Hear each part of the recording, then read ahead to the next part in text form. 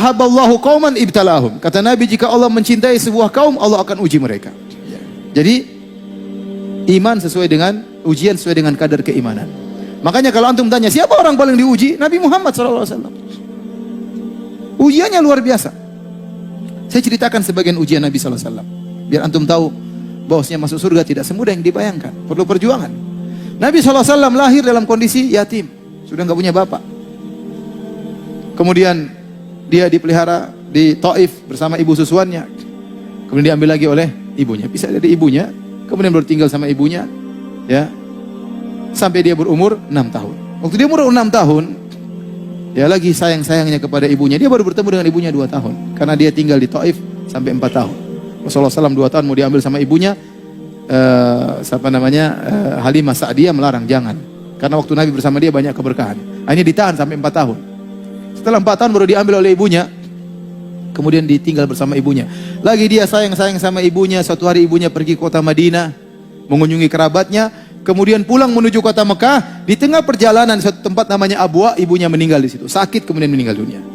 Bayangkan si kecil Muhammad SAW melihat ibunya sakit sampai meninggal. Ini ujian luar biasa. Dan dia dalam kondisi sendiri.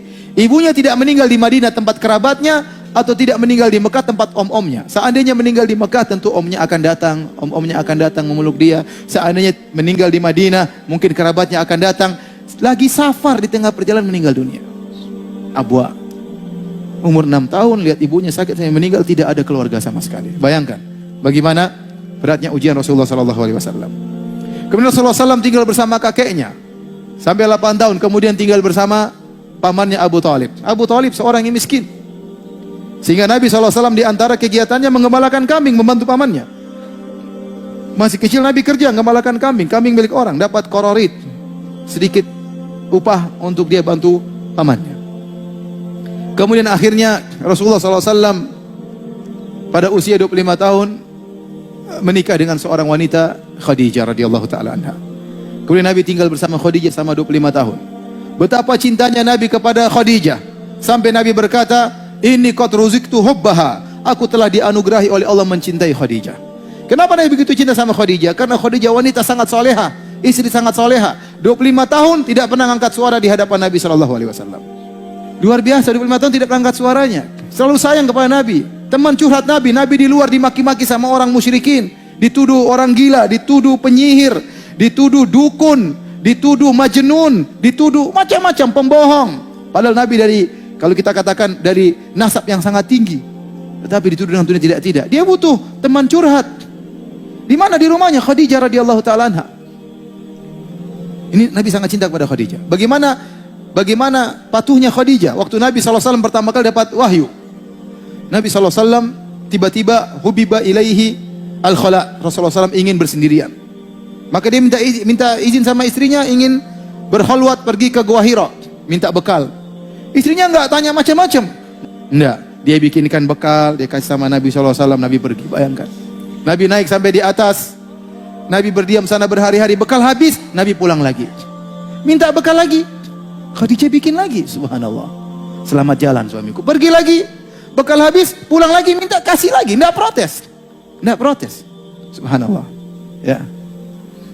Kemudian sampai akhirnya Nabi di Gua Hira, kemudian malaikat Jibril datang memeluknya, melepasnya meluknya. Nabi ketakutan, sampai Nabi gemetar. Nabi pulang dari gunung ketakutan ketemu istrinya. Nabi berkata langsung, "Zammiluni, zammiluni, selimuti aku, wahai istriku." Khadijah juga tidak banyak ngomong, langsung ambil selimut. Subhanallah. Setelah Nabi tenang, baru Nabi ngomong sendiri, "Laqad khasyitu ala nafsi." Teman curhatnya, tempat curhatnya. Aku khawatir suatu keburukan menimpa pada diriku. Apa Khadijah? Kata Khadijah menenangkan suaminya. Kallafallahu abshir la yukhzikallahu abada. Demi Allah, sekali-sekali Allah tidak akan menghinakan kau wahai suami. Subhanallah. Menenangkan apa? Hati suaminya. Ini saya ingin menggambarkan bagaimana cintanya Nabi kepada Khadijah. Di saat-saat dia lagi diintimidasi oleh orang musyrikin. Sekitar 3 tahun sebelum hijrah. Itu puncak-puncaknya. Kaum musyrikin mengintimidasi Nabi SAW. Keras terhadap sahabat. Di saat puncak-puncaknya Nabi sedang dalam kesulitan, istri yang dia cintai meninggal dunia. Bayangkan bagaimana Nabi begitu sedih. Sampai para ulama menamakan tahun tersebut dengan tahun kesedihan.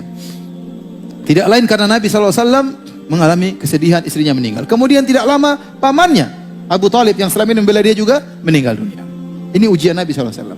Nabi SAW punya anak 7. 6 dari Khadijah, 1 dari Maria. Semuanya meninggal di zaman Nabi, kecuali satu Fatimah. Fatimah radhiyallahu anha meninggal 6 bulan setelah wafatnya Nabi SAW. Yang lainnya meninggal di zaman Nabi. Bayangkan seorang diuji dengan anaknya meninggal satu persatu. Kita ingin tahu ujian Nabi SAW. Ruqayyah meninggal, Ummu Kulsum meninggal, Zainab meninggal. Sebelumnya Abdullah Qasim anaknya laki-laki meninggal. Dan terakhir siapa? Ibrahim. Ibrahim masih kecil. Nabi sangat sayang karena Nabi sudah tidak punya anak laki-laki, tahu-tahu lahir Ibrahim. Nabi sangat sayang kepada Ibrahim. Meninggal waktu masih belum umur 2 tahun. Di pangkuan Nabi SAW. Dia sakit, menggeliat kesakitan, wafat di hadapan Nabi SAW. Bayangkan, di pangkuan Nabi. Sampai Nabi SAW menangis. Nabi berkata, innal qalba la yahzan. Sungguh hati ini sangat bersedih. Wa innal aina la tadma. Dan sungguh mata ini mengeluarkan air mata. Wala naqulu illa bima yurdi rabbana. Namun kami tidak mengucapkan kata-kata kecuali yang mendatangkan keridhaan Rabb kami. Wa inna bi firaqika ya Ibrahim lamahzunun. Sungguh kami dengan kepergianmu wahai putraku Ibrahim sangat bersedih. Ini ujian Nabi SAW. Belum Nabi SAW kalau sakit, sakitnya panas 2 kali lipat. Makanya waktu Nabi SAW sakit akan meninggal dunia, sebagian sahabat menyinggung Nabi SAW. Ternyata selimut sudah diletakkan di atas Nabi, badan Nabi, panasnya tembus sampai ke selimut. Sahabat pegang selimut panas sekali. Innaka latu aku wakan syadidan. Ya Rasulullah, sungguhnya engkau ditimpa dengan panas yang berat. Kata Nabi, benar, kami para anbiya dikasih sakit 2 kali lipat daripada kalian. Kenapa bisa demikian? Karena pahala kami 2 kali lipat. Nabi kalau sakit panasnya luar biasa. Nabi pada tahun 7 Hijriah diracun sama seorang wanita Yahudiyah. Intinya ujian Nabi sangat banyak.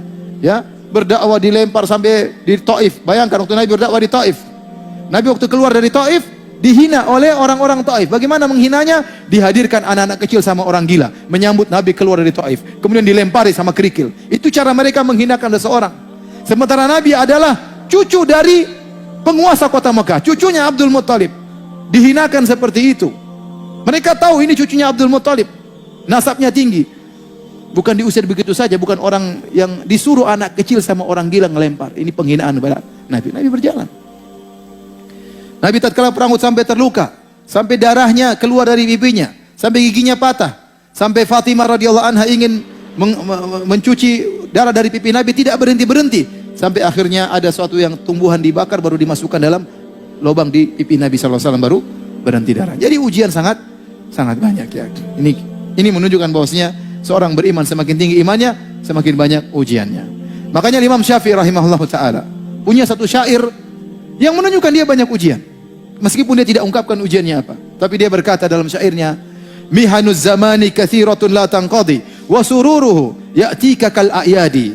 Sungguhnya ujian kehidupan zaman ini datang begitu banyak silih berganti, tidak berhenti-berhenti. Adapun kesenangan datang